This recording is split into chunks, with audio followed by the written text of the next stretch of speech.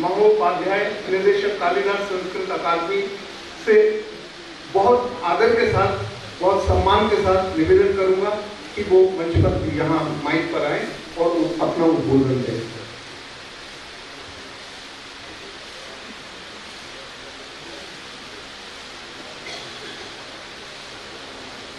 ये बाद में कर लेना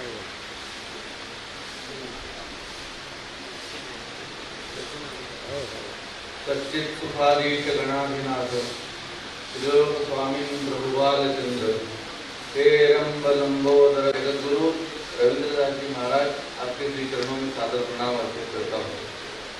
महामंडेश्वर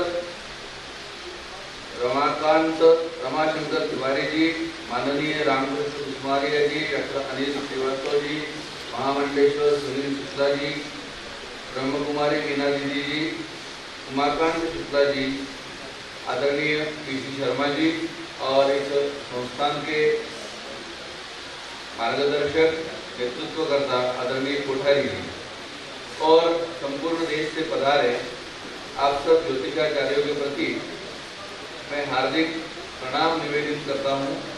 आप सबको नमस्कार करता हूँ। कालिदास संस्कृत अकादमी मध्य प्रदेश संस्कृति परिषद मध्य प्रदेश शासन की ओर से आप सबका हार्दिक स्वागत करता हूँ। निश्चित रूप से आप अपनी साधना में वर्षों से रत है। आपने अपनी तपस्या के द्वारा, ज्ञान के द्वारा इस समाज के कल्याण का एक संकल्प किया है और यह एक समाज के लिए भी गौरव की बात है। वर्तमान युग क्योंकि विज्ञान का युग कहलाता है और विज्ञान के युग में प्रायः सामान्य जन की अपेक्षा होती है कि हमारे जो वैदिक सनातन शास्त्र है समाज में फैल जाती है। अभी उज्जैन में हमने एक पंचांग विमर्श का कार्यक्रम किया था, आप आए थे उसमें, तो तिथि निर्णय के बारे में भी चर्चा हुई, विमर्श हुआ। मेरा एक विनम्र आग्रह है कि जब इस सम्मेलन का हम समापन करें तो यहाँ से कुछ ठोस निष्कर्ष निकल कर जाए जिस पर सारे ज्योतिषाचार्यों की, सारे पंचांग कर्ताओं की एक राय बने।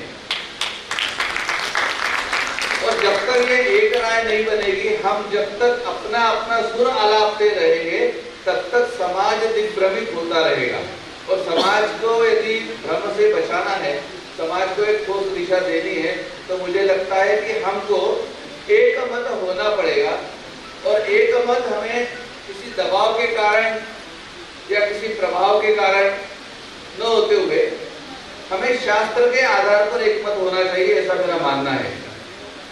विडंबना ऐसी है कि ज्योतिष यह केवल एक शास्त्र नहीं है, अपितु ज्योतिष के साथ में दो आयाम और जुड़ते हैं कि ज्योतिष एक वैज्ञानिक शास्त्र है और दूसरा आयाम यह जुड़ता है कि ज्योतिष संस्कृत से जुड़ा हुआ है।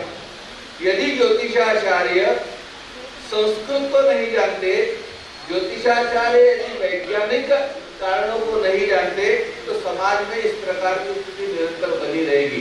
तो मेरा आग्रह है समस्त ज्योतिषाचार्यों से, क्योंकि हमारे ज्योतिष के सारे ग्रंथ संस्कृत में लिखे हुए हैं और संस्कृत में लिखे हुए ग्रंथों का विद्वानों ने अनुवाद किया है, परंतु एक अभ्यासक विद्यार्थी होने के नाते मुझे कहने में कोई संकोच नहीं है। कई बार अनुवादक भी बहुत बड़ी भूल कर जाते हैं, बहुत बड़ी त्रुटि कर जाते हैं। इसलिए मूल शास्त्र का जो मंतव्य होता है, मूल शास्त्र जो कहना चाहता है, वह समाज तक नहीं पहुंच पाता। अनुवाद के आधार पर यदि शास्त्रों का अध्ययन होता है तो वह शास्त्रों का अध्ययन कभी भी ठीक से नहीं हो सकता, उसका मंतव्य ठीक से नहीं समझा जा सकता। इसलिए मेरी विनम्र प्रार्थना है कि हम ज्योतिषाचार्य जितने भी है, हम विज्ञान को भी साथ में रखें। एक हाथ में हमारे विज्ञान हो, एक हाथ में हमारी संस्कृत भाषा हो और फिर हम ज्योतिष का अध्ययन करें, तो निश्चित रूप से समाज का कल्याण हो।